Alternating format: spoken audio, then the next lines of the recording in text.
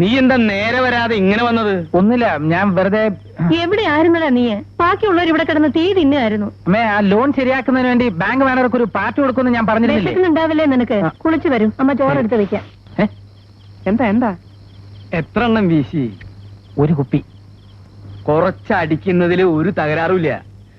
ഞാൻ ഹരിദ്വാറിലായിരുന്നപ്പോ എന്റെ ഒരു ശിഷ്യൻ എനിക്ക് മറ്റവനെ കൊണ്ടുവന്നു തന്നു കഞ്ചാവ്. 2 പിടി പിടിച്ചു. പിന്നെ എനിക്ക് ഹരിദ്വാരവും ഇല്ല, കൈലാസവും ഇല്ല, ഒരു പുല്ലുമില്ല. ഞാനിങ്ങനെ പറന്നു പറന്നു പറന്നു ചൊല്ലാൻ. ഈ അമ്മാന്റെ വെടിപൊട്ടിക്കൽ ഇനിയും നിർത്തിയില്ലേ? വരും, ഊണെടുത്ത് വെച്ചിട്ടുണ്ട്. അവനെവിടെ? കുളിക്കാൻ പോയിരിക്ക. എന്നാ പിന്നെ എനിക്കും കുളിച്ചൂടെ?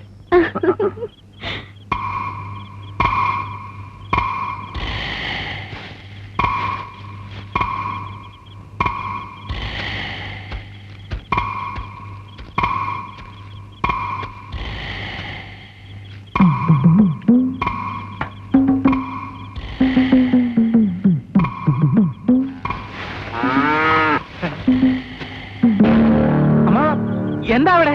ഞാൻ ആടിന് ഇത്തിരി വക്കോലിട്ട് കൊടുക്കാൻ വന്നു. ആടിനോ? ആടിനല്ല, പശുവിന് ഇത്തിരി വക്കോലിട്ട് കൊടുക്കാൻ വേണ്ടി വന്നതാ. ഞാൻ വയ്ക്കലിട്ട് കൊടുത്തോളാം. അതെന്താ ഞാൻ ഇട്ട് കൊടുത്ത തിന്നില്ലേ? സാധാരണ അമ്മാവനല്ലല്ലോ വയ്ക്കൽ കൊടുക്കുന്നത്. അല്ല, ഇന്നു മുതൽ അതിനൊരു മാറ്റം വരുത്താൻ പോവാ.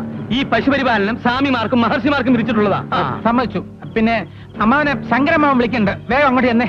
നിന്നെ ചേച്ചി അവിടെ അന്വേഷിക്കുന്നത്, നീ അങ്ങോട്ട് അല്ലേ? കള്ളം പറയണ്ട, അമ്മ അങ്ങോട്ട് ചെല്ലാതെ പറഞ്ഞത്. നീ ഇങ്ങനെ വാശി പിടിച്ചാൽ ഞാൻ അങ്ങോട്ട് പോണ പ്രശ്നമില്ല. ഞാൻ ഇവിടെ കിടക്കാൻ അത് കൊള്ളൂലല്ലോ. എന്താ ബഹളം? ഒന്ന് നിർത്താനല്ലേ പറഞ്ഞേ?